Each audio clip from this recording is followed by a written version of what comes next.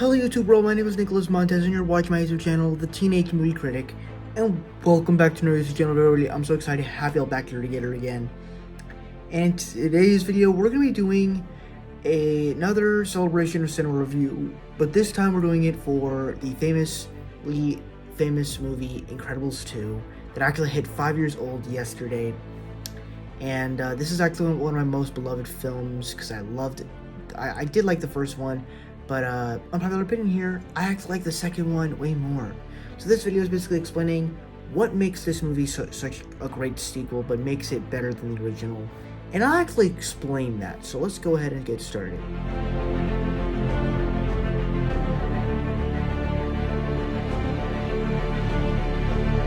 And when you're talking about the story with this film, I think it's a bit better when it comes to this movie because you talk about the first movie and the story exactly itself is all about a family of superheroes. They get underground and the dad wants to become a superhero again and wants to live out the glory days, but he realizes in the end that the time right now is his family. And I guess there is something compelling about that, but it didn't really feel as powerful to me. This movie, from the very beginning, it sets up the story of that superheroes need to become legal again.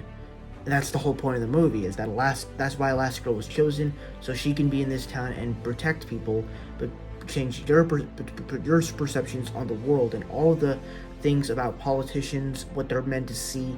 They see destruction, they see the supers doing the bad stuff. It made it for, it's a lot of, it's a lot of stuff, but you understand it in the way Brad Bird tells it. And I think that's why Brad Bird is such a great director, because he knows how to tell unique and clever stories, and he found another way to do this movie.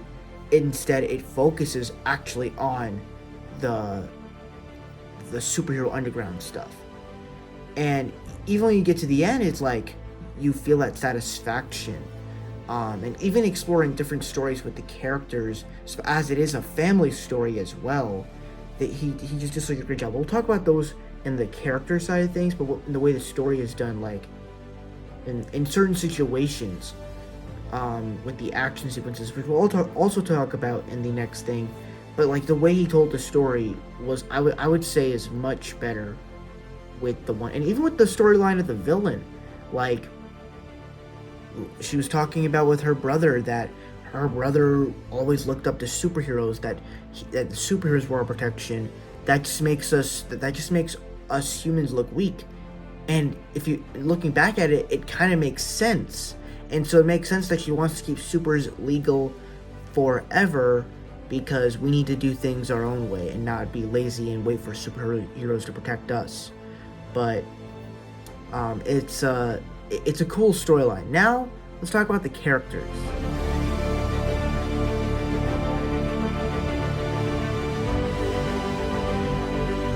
And right off the bat, you really get this sense of story with these characters where, of course, all the characters have nice quirks to them, where you get Elastigirl, where she's put on the front line, and I love that this film, and I think that's part of the better thing, is that you look at the first movie, and it just feels like one of the most simplest superhero stories, because the male is a lead, because our main hero, male superhero is the lead.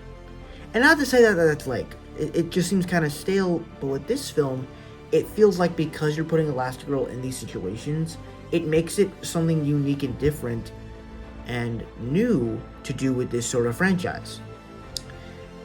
But I think the other side to it is you get the stuff with Elastigirl, with Mr. Incredible, where he's put back at home, and you know, he's used to, because he's been the main hero on the front lines all the time, he's used to know what's right and wrong, but he's not really sure anymore. And now he's babysitting kids, and he doesn't really know what to do. Like, he knows how to be a great superhero, but he's still working out as to how to be a great dad. And that's such a great father story, that it's kind of ironic that this movie, I'm talking about this around Father's Day. Such profound stuff. But even the arc that the kids get, where you, from the very beginning, with the Underminer sequence, where they're just in the background trying to babysit Jack, and they're tired of it. They just want to fight bad guys. They want to be involved in the action too. and then you get to the end of the film and they're the ones that save the mom and dad, and it's like it's a well done arc that is compelled from the very beginning that I loved. It doesn't play out through the middle act of the movie, but once it starts out at the beginning and pays it off in the end, I love that. All the other characters in here with Jack, Frozone, they're pretty good. I like the Void character. All the new superheroes that we got in here were pretty great. I love the Void character though, since she actually did have an arc of using the portal stuff, and she used that to bring Elastigirl back on land. I thought that was really cool. Now let's talk about some other things.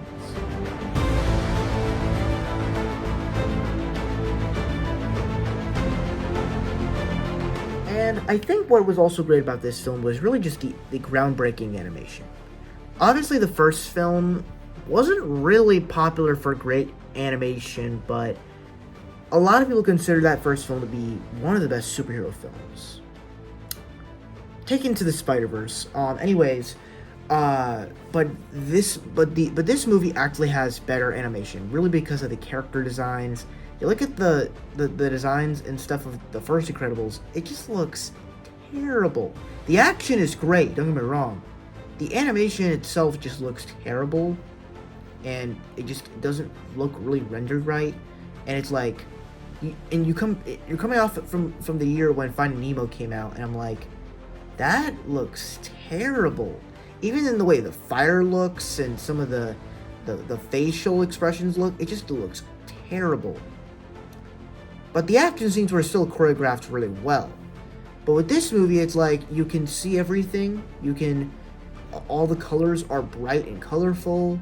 And I love the animation that was put into this film. I really loved it.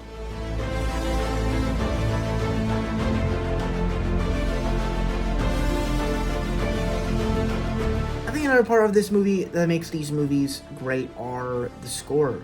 Michael Giacchino is one of the great scorers of all time, and this score really gives this like Mission Impossible type scale. And honestly, I guess you could say this was like one of the first movies I saw, well, along with the first Incredibles, that I saw with Michael Giacchino's scores, along with Spider-Man and the Batman and I think Monsters University.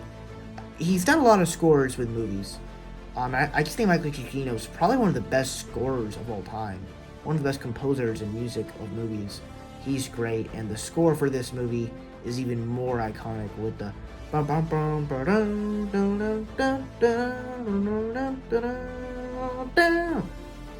that's it.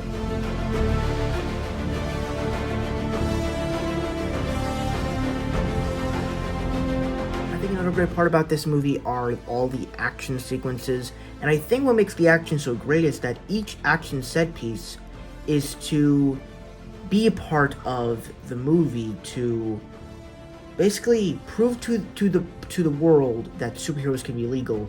So Elastigirl is put into these situations to make this safe, so that we can get that trend going. And I think that was great. While it is groundbreaking for superhero stuff, it works really well in the way things are working. But even in certain action scenes, like, you feel intensity, especially in the Elastigirl versus Screenslaver moments, or even when Dash and Violet are fighting the controlled supers. You feel the intensity, like when she's about to get the glasses on, like, you feel the intensity through that, and it's great setup, and it's also great action that's well done.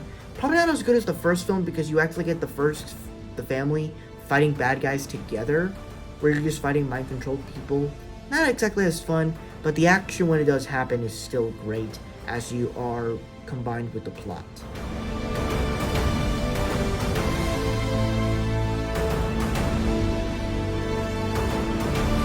And I think the last part we're going to talk about here is the comedy. Obviously, the big comedy standout in here, this movie, was Jack. He was the funniest character of the entire film, and he actually stole the show for me. So, and every scene with him, from the raccoon fight to the big blob he turns in the finale of the movie, to when he is fighting the supers and taking out the glasses, and that he's the one that removes the glasses off Elastigirl. Awesome. And I guess you could say he kind of has an arc, but not really.